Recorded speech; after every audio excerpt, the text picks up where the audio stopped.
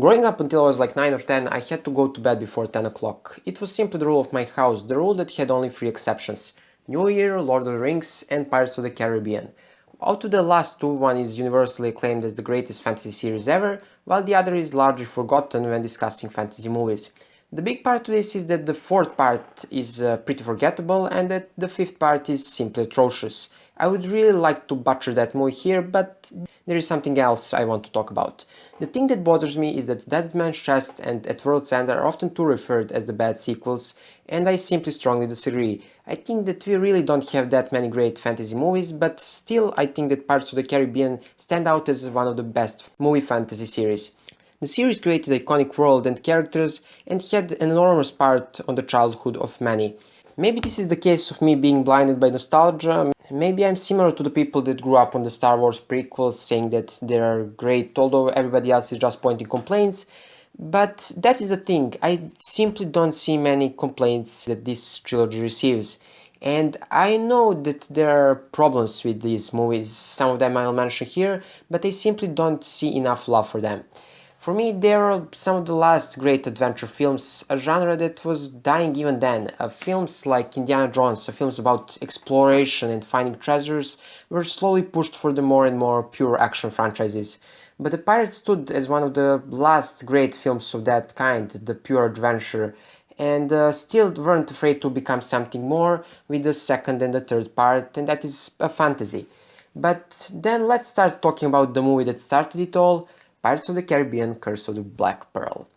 I always felt that this is the only easy Pirates of the Caribbean movie to defend. It is widely acclaimed as the best, and for many people only good Pirates of the Caribbean movie. Looking at it now, it was truly a great achievement. It was based on a Disney ride and it earned more than $600 million. If you look at the Pirates movie before that, they were usually financial disasters, but the Pirates of the Caribbean did not just earn money. It brought one of the most memorable movie characters of the 21st century to the big screen, and I'll not go around the thing that made Pirates of the Caribbean great and memorable, because you really can't have Pirates of the Caribbean without Captain Jack Sparrow. The first time you see him, he's the proud pirate looking at the distance. Seconds later, you realize that he's standing on the sinking piece of wood that could barely be called a boat. The thing that I love about his character is how unpredictable he is, how you are never sure if he's comic relief character or something serious. But as the movie goes on, you start to realize that you're definitely not looking at the comic relief character, but instead you're looking at the genius pretending to be a fool, the one-of-the-kind blend of the comic relief character and an anti-hero, and all that brought to life with enormous amount of charisma by incredible Johnny Depp. From a strange walk to a very energetic hour moment to the almost jester-like smile, there is something truly special about his portrayal of this character. Not for a second you believe that he's truly the fool after obviously that whole Port Royal escape, but you understand why people around him who don't know him well would think so. He's pretending so everybody would lower their guard in his presence. But in the last moments of this film, you truly see his true agenda, like in his eyes when he shot Barbossa. You realize that he was here just to kill the man who betrayed him and to reclaim his beloved Black Pearl. There is a reason why nobody wants to see Pirates of the Caribbean without Jack Sparrow, and you should look no further from that introduction of his character in Port Royal to understand why. Looking at the other things that made this film work, you should also look at the other characters.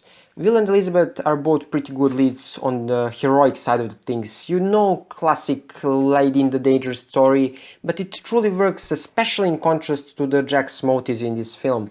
But I think that the performance that and the character that is often overlooked is character of Hector Barbossa, played by Jeffrey Rush. This man truly wasn't afraid to embrace a classic image of a pirate. From his expressions, voice, laugh to that classic R of the pirate, he truly became what we all know as an evil pirate captain. But he still felt as an actual character and not as a stereotype. Many people, myself included, praise Williams Dafoe's performance in The Lighthouse because he wasn't afraid to embrace the stereotypical image of an old sailor, and Barbossa and one other evil captain in the second film did the exact same thing. just for the other stereotype. It was truly a brave performance by Rush, and the one that started the trend of these movies playing with the pirate mythos and using that in their advantage. And finally, the thing that will always be a good win for this franchise, no matter how many holes in the sales, the music. Specifically, He's the Pirate, one of the coolest and my personal favorite scores ever.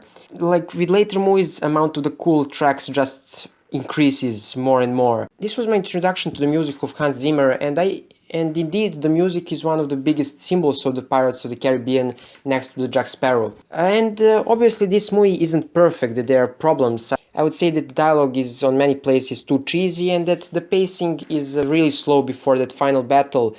But obviously there are many great things that I didn't mention, like great fighting choreography. But truly this franchise still needed a face. It still needed something to detach it from pirates movies of the old. Because if you look at it, it is classic pirate chase story with much better characters than usual. But still, this franchise had enormous potential because of its supernatural elements. And the only question was, will the franchise use this potential? And it did. But in the second movie, which is also the best Pirates of the Caribbean movie. But about that in the next video. I hope that you like this video and I would be really happy to make the second part about Dead Man's Chest and then the third about At World's End. But till those videos, I hope that you're doing well. See you next time, bye.